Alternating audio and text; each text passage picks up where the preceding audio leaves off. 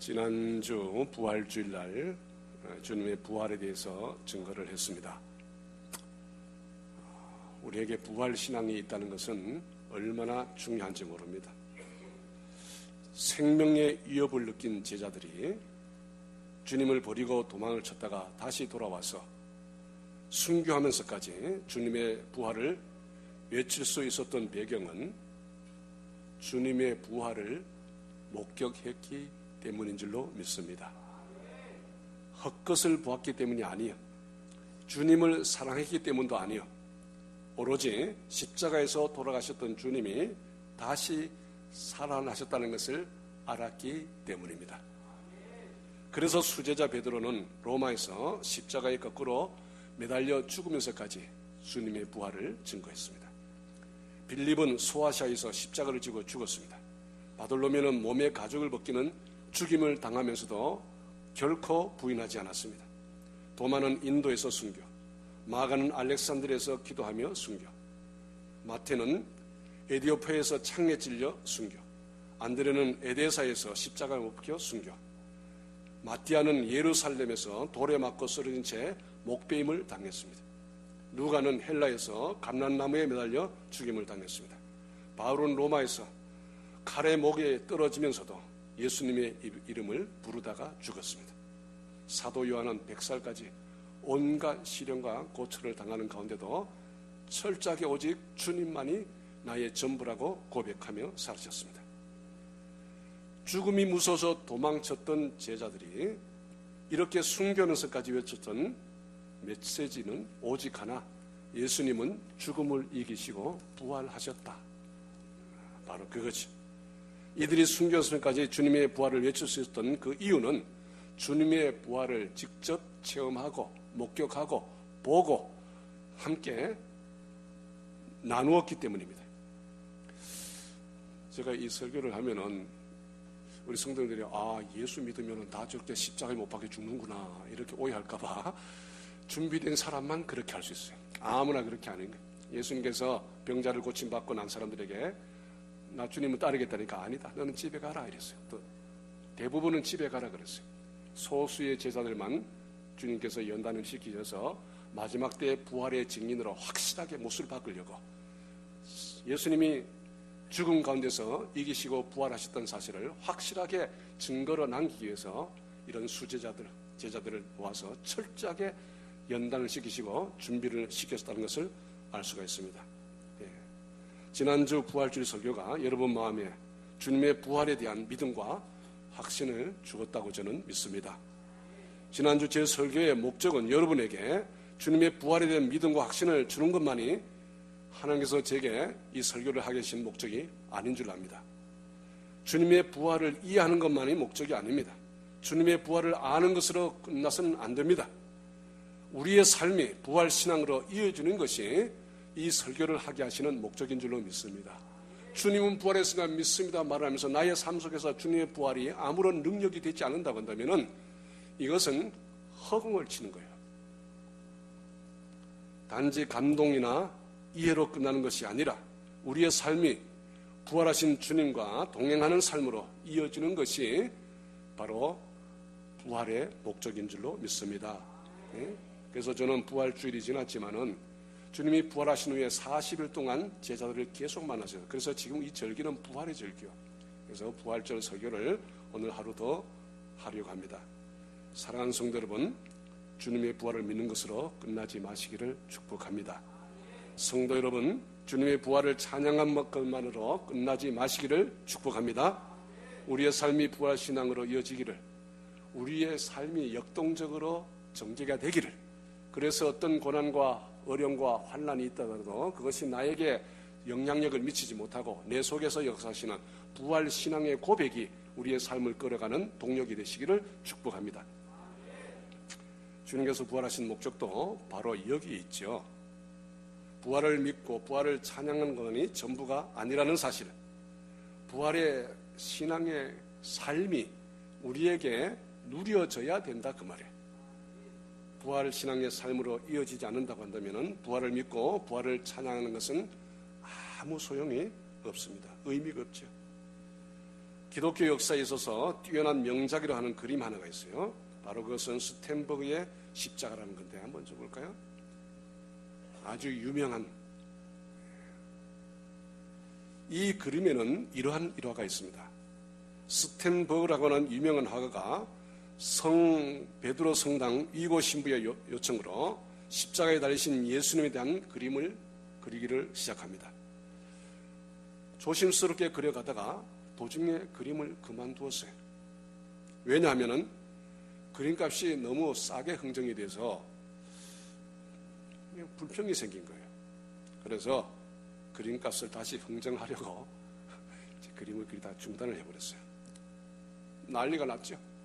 그런데 어느 날 페피타라고 하는 집시 여자 모델을 놓고 그림을 그리다가 근데 잠깐 쉬는 시간에 이 여인이 저 한 곳에 구석에 처박혀 있는 저 그림을 보면서 저 그림은 무엇인가요? 라고 물었습니다. 예수님에 관한 그림입니다. 아, 십자가에 돌아가시는 장면이군요. 그렇습니다.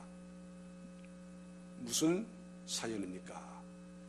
그래서 교회에 대하여 성경에 대하여 전혀 모르는 한 여자에게 이제 자세하게 귀찮았지만은 설명하게 되었습니다. 그래서 통속적인 성경 이야기를 했어요. 예수님은 이 땅에 하나님이신 분이 이 땅에 인간의 몸을 입고 태어나셔서 많은 기적을 베푸시고 많은 사람들을 구원하시고 많은 고난을 받으시고 십자가에 못 박혀 죽으셨습니다. 이야기를 들은 이 여인은 갑자기 눈물을 뚝뚝 흘리기 시작을 합니다. 너무 슬퍼하니까 이 화가 스텐버그는 그 우는 여인을 위로할 마음으로 울지 마세요. 죽으셨을 뿐만 아니고 부활하셨습니다. 라고 이렇게 그냥 퉁명스럽게 한마디를 했어요. 비참하게 돌아가셨다가 3일 만에 다시 부활하셨으니까 여인이여 울지 마시기를 바랍니다. 그랬더니까 이 여인은 눈을 번쩍 뜨며 정말이세요? 정말 부활하셨어요? 이렇게 묻는 겁니다. 이 여인의 얼굴이 다시 환하게 밝아지며 기쁨을 회복하는 것을 보았습니다. 이것을 보는 순간 스텐버그는 양심이 확 조여왔어요. 나는 부활신앙을 가지고 있다고 말을 하면서 그림값 흥정을 하려고 내가 저 그림을 그리다가 중단했다는 이 사실이 도저히 받아들여지지 않는 거예요. 정말 내가 이 여인에게 예수님은 십자가에 돌아가셨다가 부활하셨습니다라고 하는 한마디 때문에 이렇게 환호하는데 도대체 나는 정말 신앙이 있는 사람인가? 자신을 다시 한번 돌아보게 됐다고 하는 사실입니다. 십자가에 달리신 예수님을 그리면서 돈 적게 준다고 흥정하려고 자신의 부활의 신앙이 머리로만 믿었다는 사실을 그때 발견했어요. 삶은 전혀 부활 신앙으로 연결되지 아니하고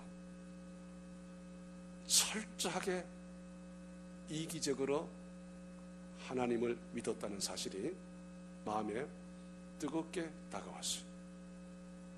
그래서 그는 부활 신앙을 회복하면서 그린 그 그림이 완성됐을 때 이 스텐버그의 십자가는 많은 사람들에게 큰 감동을 줬어요. 십자가에 대한 그림이 많잖아요, 그죠? 근데 이 그림은 이런 유래를 담고 있어서 더더구나 기독교사에서 유명한 명화로 꼽히고 있습니다. 사랑하는 성도 여러분, 잊지 마시기를 바랍니다. 우리도 자칫 잘못하면 예수님의 부활을 이해하는 것으로 머리로만 믿는 것으로 끝날 수가 있습니다. 우리도 자칫 잘못하면 예수님의 부활을 말하는 것으로 끝날 수가 있다는 사실을 놓쳐서는 안 돼요. 사랑하는 성도 여러분, 예수님의 부활을 믿으십니까? 정말 믿으세요? 그렇다면 부활하셔서 살아계신 주님과 동행하는 삶으로 이어져야 하죠. 내 삶의 순간순간 부활하신 주님이 나의 삶을 붙잡고 흔들고 인도하는 것이 누려져야지 그게 진짜죠. 주님의 부활이 사실이라면 어떻게 주님과 동행하는 삶을 살지 않을 수가 있겠습니까? 부활하신 후 40일 동안 제자들을 만나신 후 승천하신 이유를 한번 생각해 보시기를 바랍니다. 여기 있는 성경이 사실이고 하나님이 우주의 창조주시라면 주님의 부활도 틀림없이 사실일 것입니다. 주님의 부활이 사실이라면 우리는 부활하신 주님과 동행하며 살 수 있을 줄로 믿습니다. 발명왕 아이작 뉴턴에게 무신론자 친구가 하나 있었어요. 이 친구에게 이 성경이 사실이라는 것을, 하나님이 천지를 창조하시고 우리 인간을 지으셨다는 사실을 증거를 하려고 하는데 이 무신론자가 받아들여지지 않는 거예요. 그래서 뉴턴은 태양계 모형을 만들었어. 아주 잘 만들었어. 그래서 해와 달과 별들이 이 지구를 돌고 있는 이 광경을 잘 만들었어요. 이 친구가 놀러와서 이건 누가 이렇게 잘 만들었어? 아니야, 그거 만든 게 아니고 그냥 생긴 거야. 그러니까 이 친구 농담하지 마. 이 섬세한 이것을 어떻게 그냥 저절로 생겼단 말이야. 아니야, 그냥 새 조각 갖다가 그냥 그 바구니에다 집어넣으니까 지가 혼자서 막 움직이고 흔들려가지고 톡톡톡톡 꽤 맞추더니까 이렇게 된 거야. 이러니까 이 친구 내가 병신으로 알아서 머리를 탁 찌는 거야. 이거 봐, 이 모형도 하나도 설계자가 있고 섬세하게 만든 자가 있는 거야. 이거보다 수천 배, 수만 배, 아니 수억 배 정교가 정밀한 이 우주 만물이 어떻게 그냥 막 움직이다 보니까 저절로 쿵창쿵창 해가지고 이렇게 됐단 말이야 하면서 그 친구 머리를 탁 때리고, 이 친구가 그제서야 내가 뭔가를 착각하고 있었구나. 사랑하는 성도 여러분, 이 우주 만물이 그냥 진화됐겠어요? 설계자가 있고 만드신 분이 있는 줄로 믿습니다. 우리 예수님께서 이 땅에 오셔서 우리의 죄를 대속하시는 이것은 그냥 이야기로 끝나는 게 아니고 실제적으로 우리의 삶을 변혁시키는 동력이 되고 능력이 되고 우리의 삶을 변혁시키는 엄청난 파워를 가지고 있다는 사실을 우리가 받아들여야 된다. 그게 누려져야지 그게 의미가 있는 거지. 부활신앙을 가지고 있다고 하면서 여전히 예수 믿기 전의 삶을 반복한다고 한다면은 그건 무슨 신앙이 아니죠. 그건. 주님께서 죽음에서 부활하신 것은 주님께서 이 땅에 계셨을 때 선포하신 모든 말씀이 진리라는 것을 확증하는 것인 동시에 부활하신 주님께서 우리와 세상 끝날까지 함께 하신다는 약속을 확증해 주는 것인 줄로 믿습니다. 그러니까 우리가 주님과 동행하는 삶을 살 수 있어야지 그게 부활신앙을 가진 자의 삶이라 그 말이에요. 우리도 육신을 가졌으니까 지칠 때가 있고 실망할 때도 있고 힘들 때도 있고 이렇지만은 그 잠시는 그렇지만은 우리가 신앙을 가지자면은 끝없이 성령께서 우리의 삶을 역동적으로 도전을 주시고 우리를 위해서 기도하시고 탄식하시며 우리를 깨우시고 계신데 그것이 그대로 연장이 돼가지고 침체에 빠져서 하루를 가고 열흘을 가고 한 달을 가고 이렇게 산다고 한다면은 이게 무슨 부활신앙이에요? 부활신앙이 아니에요. 그냥 머리로만 믿는 거예요. 신앙생활 하면 하면서 좀 이렇게 겸손해져야지. 좀 고개를 숙일 줄 알아야지. 좀 유연성이 생기고 여유가 있어져야지. 그렇게 빡빡하고 견디지 못해서 그냥 바글바글하고 그렇게 살아간다고 한다면은 이거는 신앙을 가진 주님께서 부활하신 의미가 아무것도 없는 거예요.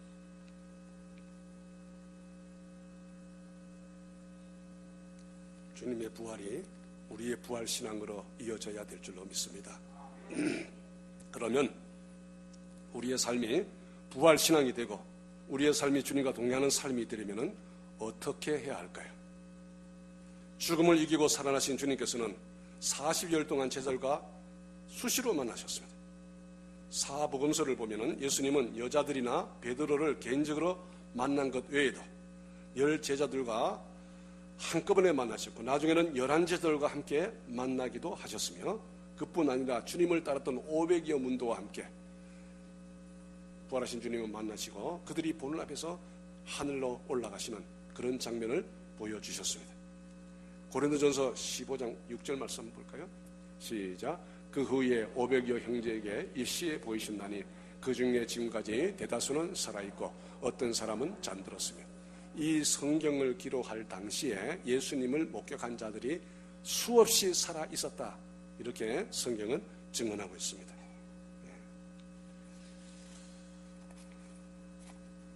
이게 믿어지는 거 복이요. 성경은 주님의 부활에 대하여 상세하게 언제 어디서 누구에게 보이셨다라고 계속해서 말씀하고 있습니다. 성경은 주님의 부활을 희미하게 말하고 있는 것이 아닙니다. 왜 이렇게까지 자세하게 보여주셨을까요? 주님의 부활은 소설이 아니고 지어낸 이야기가 아니고 역사적인 사실이라는 것을 이 역사에 남기시기 위해서 친히 부활하신 주님께서 수없이 제자들을 만나신 줄로 믿습니다. 그러나 부활신앙이 그들의 삶에 여전히 나타나지 않았어요.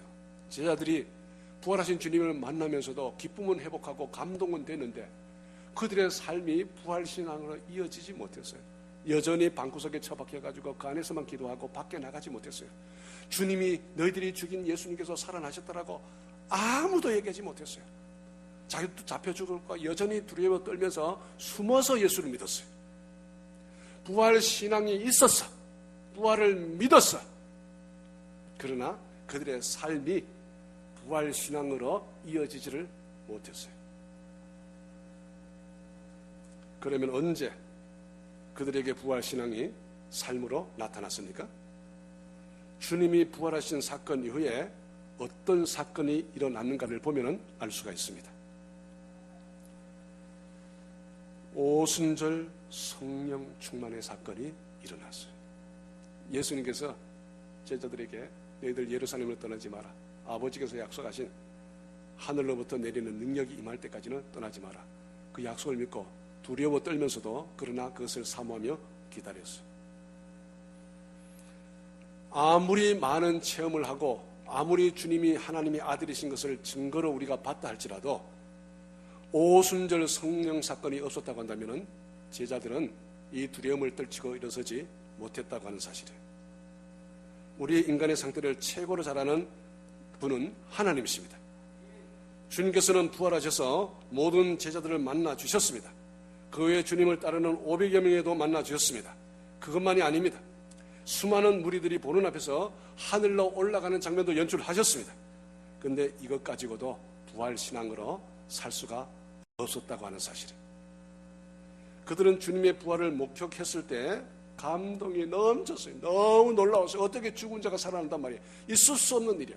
그래서 그들은 예수님의 못 박힌 자국도 만져보고 장자국도 만져보고 정말 주님이라는 사실을 확인까지 수없이 했어요.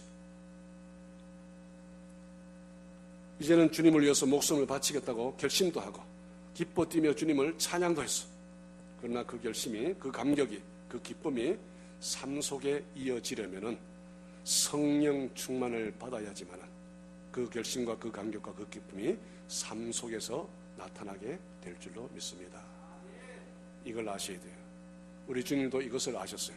그래서 제자들에게 부활하신 주님께서 자, 이제 부활한 내 모습을 직접 보았으니까 예루살렘에 나가서 복음을 담대히 전하라고 아직까지 그렇게 말씀하지 않으셨어요. 부활하신 주님은 아직도 그들을 세상에 보내봤자 저들이 세상에 나갈 수가 없다는 사실을 알았어요. 내 증인으로 나가서 담대히 복음을 전해라. 아직은 아니다. 하늘로부터 능력이 임할 때까지 예루살렘을 떠나지 말고 기다려라. 그렇게 말씀하셨어요. 사도행전 1장 4절로 5절 볼까요? 시작. 사도와 함께 모이사 그들에게 분부하여 이르시되 예루살렘을 떠나지 말고 내게 들은 바 아버지께서 약속하신 것을 기다리라.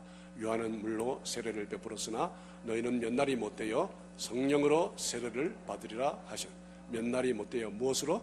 성령으로 세례를 받으리라. 하나님의 영이 임해. 아담과 하와가 범죄하였을 때 하나님의 영이 떠나서 이가봇했어요. 하나님의 영이 떠나면서 인간은 짐승이 됐어요. 짐승 같은 존재가 됐어요. 다시 예수님께서 이 땅에 오셔서 부활 승천하신 후에 하나님의 영이 다시 임할 텐데 임해야지 너희들이 능력으로 복음 증인으로 살 수가 있다. 부활 신앙으로 살 수가 있다. 확실하게 못을 박으셨어요. 성령 세례를 받으라고 말씀하신 것입니다. 부활을 목격하는 것만으로는 끝나서는 안 된다고 하는 것입니다. 감격한 것만으로는 안 된다고 하는 것입니다. 부활신앙의 삶이 되려면 성령 충만이 있어야만이 할 수 있다고 하는 것입니다. 그래서 성령 충만은 선택이 아니에요. 필수적인 사실이에요. 예수를 믿는 자가 예수 믿는 자답게 살 수 있기 위해서는 성령을 받아야 돼요. 우리 인간의 마음은요, 얼마나 좁은지 종재기보다도 작아요. 그냥 관이에요, 관. 담을 수가 없어. 그냥 흘러가는 관이야. 마치 수도관처럼 수돗물을 꼭지를 틀어서 물이 흘러내리면은 이 관에는 물이 있지만은 꼭지를 닫아버리면은 관에는 물이 없는 거예요. 전선과 같아, 전선. 전선 스위치를 끄면은 전원은 사라지는 거예요. 스위치를 켜면은 전원은 연결. 우리는 우리 속에 무슨 능력을 담아 놓을 만한 그릇이 없는 존재들이에요.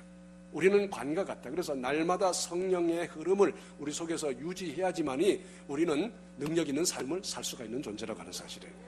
마치 우리가 무슨 큰 인물인 것처럼, 내가 마치 무슨 큰 사나이 중에 사나이인 것처럼 폼 잡고 있는데, 아니요. 하나님의 영이 함께하지 않으면 쪼다요, 쪼다. 하나님의 영이 하지 않으면 우리는 빙신인 거예요. 하나님의 영이 함께하지 않으면 이기적인 존재인 거예요. 하나님의 영이 함께하지 않으면 내밖에 모르는 존재예요. 부모를 사랑해, 아내를 사랑해, 자녀를 사랑해? 아니요. 하나님의 영이 아니면 그 사랑하는 것도 자기 이기적인 목적으로 사랑하는 거지, 크게 자기를 한없이 내어주는 아가페의 사랑으로 살 수가 없어요.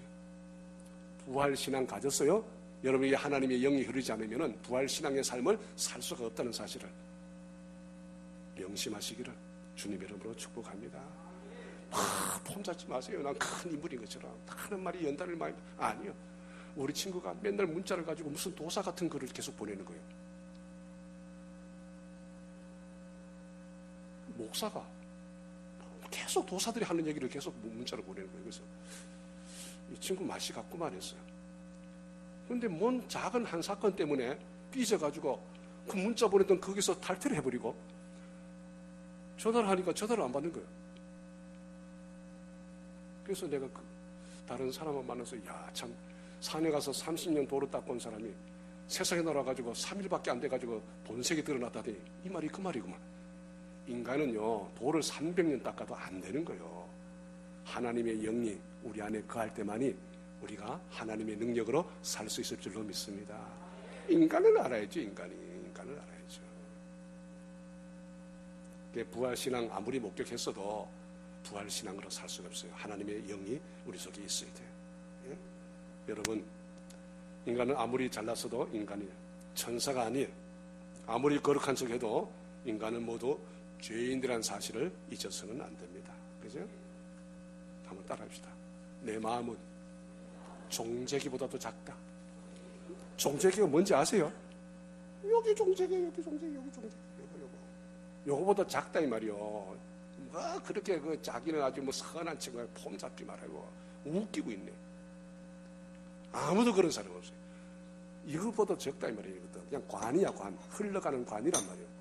성령이 흘러야지 성령의 능력을 나타낼 수 있는 삶이에요. 기도하지 않고 말씀 읽지 않고 하나님께 내 마음을 내어놓지 않고 성령이 내 마음을 움직이도록 내어놓지 않고 내가 어떻게 성령이 움직이는 자가 되겠어요?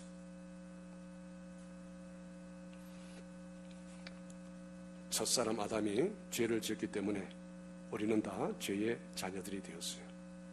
억울해도 할 수 없습니다. 원통해도 어쩔 수가 없어요. 여러분, 비행기를 타고 가는데 비행사가 잘못해서 비행기가 추락하면 비행사만 죽어요? 그 안에 탄 사람 다 죽어요? 다 죽습니다. 아담 한 사람 때문에 우리 모든 인류가 다 죽게 됐어요. 그래서 인류의 첫사람인 아담처럼 우리도 우리 안에 죄의 속성이 흐른다고 하는 사실을 잊어서는 안 됩니다. 여러분 중에 나는 죄의 속성이 없다 이렇게 말할 사람이 있으면 그 사람은 정신병자예요. 길가에 가다가 아무 사람 만나도 당신은 죄인입니다 이러면 기분 나쁘긴 하지만은 그건 거부할 사람이 아무도 없어요. 다 죄인인 거예요. 내 속에 이 죄성이 나로 하여금 부활신앙을 목격했음에도 불구하고 부활신앙으로 살지 못하게 한다 그 말이에요. 예. 우리의 마음이 얼마나 좁은가를 우리가 아셔야지 왜 우리가 하나님을 믿어야 되고 부활신앙을 우리가 가졌지만은 왜 성령 충만한 삶을 우리가 유지해야 되는지를 우리가 알 수가 있습니다. 어떤 사람이 교회 와서 교회가 너무 좋아. 근데 교회 와서 익숙해지다 보니까 교인들이 뭐 세상 사람들처럼 또 똑같이 심술 부리고 뭐 이런단 말이에요. 그래서 실망해가지고 교회를 안 나와. 그래서 나중에 목사님이 그분을 찾아가서 사정 얘기를 했어요. 교회는 영혼의 병원이다. 병원에 가면은 환자들이 득실되는 것처럼 이곳에서는 환자들이 득실된다. 이 밖에는 자기가 병인 줄 모르기 때문에 돌아다니는 사람이 많지만은 병원에는 자기가 병기한 줄 알고 가서 치료받는 사람들이 거의 있다. 역시 마찬가지다. 교회도 이 교회 밖에는 자기가 영혼의 환자인 줄 모르기 때문에 저 돌아다니지 자기가 이대로 가면은 멸망받는다, 지옥불에 떨어진다는 사실을 안다고 한다면 결코 저거밖에 있지 못한다. 그래서 이 안에 들어와서 나는 죄인입니다. 이 죄를 용서해 주시고 치유하여 주시옵소서. 이 교회는 다 죄인이 있는 곳이다. 치료받고 있는 중이다. 실망하지 마세요. 교회는 치료받고 있는 중이다. 어떤 사람은 치료가 빨리 된 사람이고 좀 모자란 사람이 있을 뿐이지 이 교회 안에 다 선한 사람의 천사만 있다고 생각하면은 그건 착각이에요. 교회는 천사만 있는 곳이 아니에요. 하늘나라 가야지 천사만 있지 이곳에는 죄인들이 있는 곳이에요. 그렇게 설명하니까 알아들었어요. 그렇구나. 내가 착각이구나.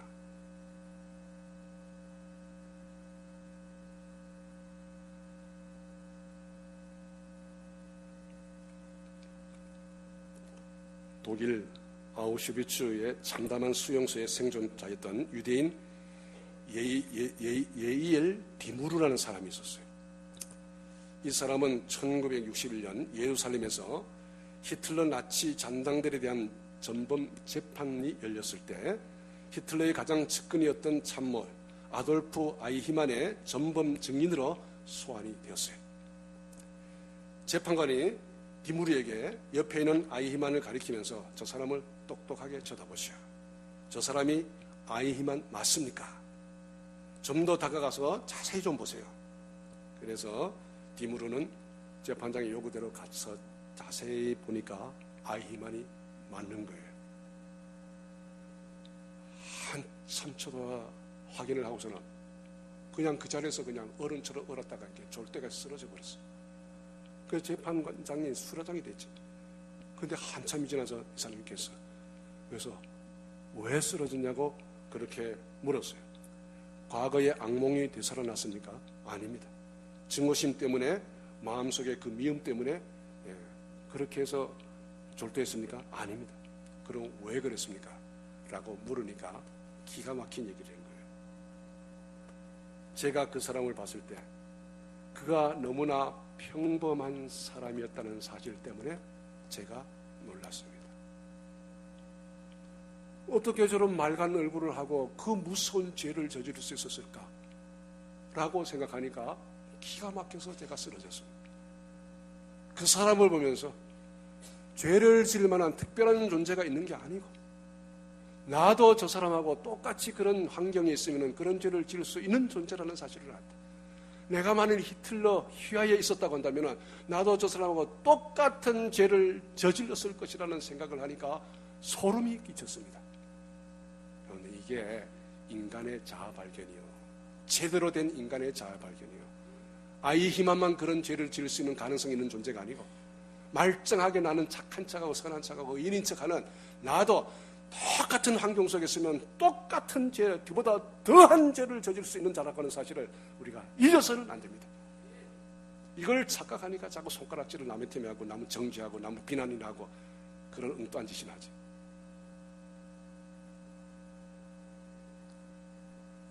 우리 인간이 얼마나 추하고 더러운 존재인데 하나님의 은혜가 없으면은 아무것도 아니라는 사실을 우리가 구별된 자가 구별될 게 없어요. 똑같은 존재란 말이에요. 히틀러보다도 더한 존재가 될 수도 있는 줄이란 말이에요.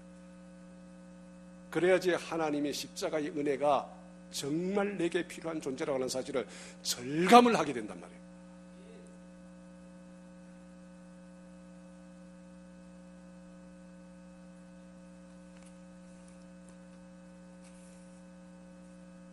조금만 억울하면, 조금만 남들이 날 힘들게 하면은 그저 견디지 못해가지고 그냥 울분을 토하고 그냥 저주하고 그냥 막 입술을 그냥 막 마냥 놀려대고 하는 거예요. 예수 안 믿을 때는 그럴 수 있어요. 예수 믿고 신앙생활 한다고 하면서 10년, 20년 돼가지고 여전히 그런 삶을 산다고 한다면은 그는 부활 신앙이 자신의 삶으로 연결되지 않고 머리로만 믿는 거예요. 머리로만.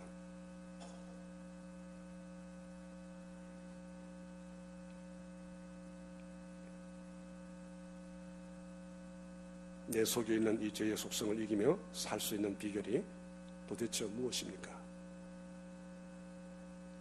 죄의 속성은 사라지는 게 아니에요. 그러나 이기면서 살아가는 비결이 있어요. 죄의 속성을 이길 수 있는 비결은 뭘까? 기적을 체험하면 된다고 생각하십니까? 예수님의 제자들은 예수님의 수없는 기적을 목격한 자들이에요. 환경이 좋으면 된다고요? 아니에요. 에덴 동산은 최고의 환경이었어요. 병이 고침받으면 됩니까?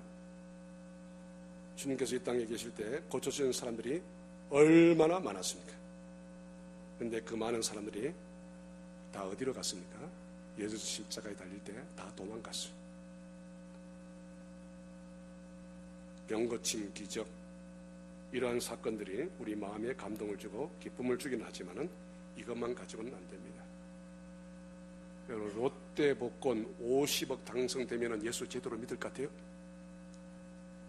우리 교회 다니는 사람들이 기도해가지고 하나님 오늘 50억 로또 복권 당첨되면 제가 진짜 하나님이 살아계신 줄 믿고 주님 뜻대로 살겠습니다. 근데 진짜 50억이 당첨됐어. 이 사람이 예수 제대로 믿을까요? 그날부로 교회를 떠나가지고 세상으로 돌아다닐 거예요.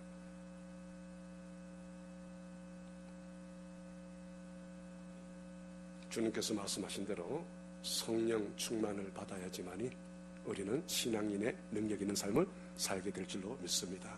그죠? 누가복음 24장 49절을 한번 볼까요? 누가복음 시작. 볼지어다 내가 내 아버지께서 약속하신 것을 너희에게 보내리니 너희는 이로부터 능력으로 입혀질 때까지 이 성에 머물러 있으라 하시라. 그래 주님께서 제자들에게 승천하시면서 내가 승천하면 너희들 받지. 내 부활 받잖아. 내 하늘 올라가는 관계를 받잖아. 그러니까 이제는 너희들 자신을 가지고 나가서 복음을 전해. 아니 아직은 아니야. 너희들 절대로 나서지 마. 나한테 떠나면 그냥 한 방에 너희들 날아간다.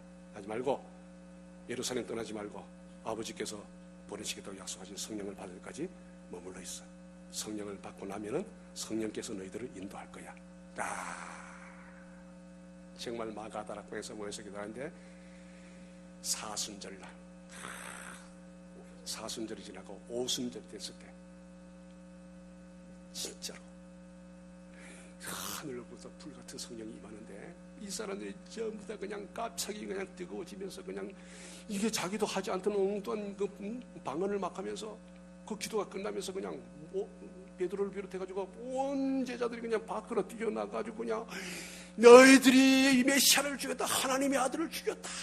그러나 하나님의 너희들이 죽인 하나님의 아들은 부활하셨다. 하고 설교를 시작하니까 막 사람들이 난리가 난 거예요. 저들이 술이 취했다 그래서 술이 취했다. 저기서 나 술이 취했다. 그러니까 베드로가 우리는 술에 취한 게 아니라 성령에 취했다. 하나님의 영이 우리에게 임했다.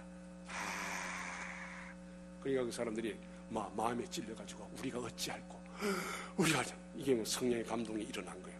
그러면서 회개하는 역사가 일어나서 3,000명, 5,000명이 회개하는 역사가 일어나.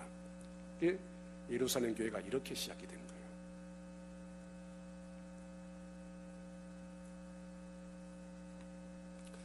아마 제자들은 예수님께서 이 장면에서 승천하시면서 뭐 기다려라 이렇게 하지 말고 내가 너희들에게 복음을 전할 수 있는 병 고치는 은사를 주셨으니까 가는 곳마다 병을 고쳐라. 너희들에게 모든 사람과 부자 되게 하는 능력을 줬으니까 모든 사람이 손을 얹어 부자 되게 만들어라. 이렇게 했으면 어떻겠나 아마 이런 기대도 가졌을지 몰라. 근데 그게 아니고 아무것도 안 주시고 하늘로부터 하나님의 영이 임할 때까지. 역시 하나님의 영이 임하니까 제자들이 돌변을 해버렸어요. 그렇게 무서웠던 사람이 나가서 복음을 전하며 십자가에 다시들 또 달려 죽을 때까지 순교하면서까지 이 복음을 전하는 용사가 될 수 있었다는 그 비결은 오로지 성령 충만 하나뿐이었어요. 결론적으로 말씀드립니다. 사랑하는 성도 여러분, 부활신앙이 있으십니까? 그러면 여러분에게 성령이 흐르도록 여러분의 관을 비워놓으시기를 축복합니다. 6월 10일 날 성령 충만 수련회가 있어요. 토요일 날이에요. 아침 9시부터 저녁 9시까지 12시간. 우리 교회는 이걸 자주 해. 이걸 통해서 특히 우리 새 가족들은 이곳에서 정말 성령님이 내 안에 오시는 것을 한번 체험을 하게 되면 신앙생활에 많은 변화가 일어나게 됩니다. 그리고 세계 비전교회 모든 성령도 함께 참여해서 다시 한번 우리 목사님 다시 2기 목사님 오시기 전에 우리가 좀 성령 충만하고 좀 준비돼가지고 목사님 오셔서 정말 기쁨으로 목회할 수 있도록 그런 준비된 우리 모두가 되시기를 주님의 이름으로 축복합니다. 기도하시겠습니다.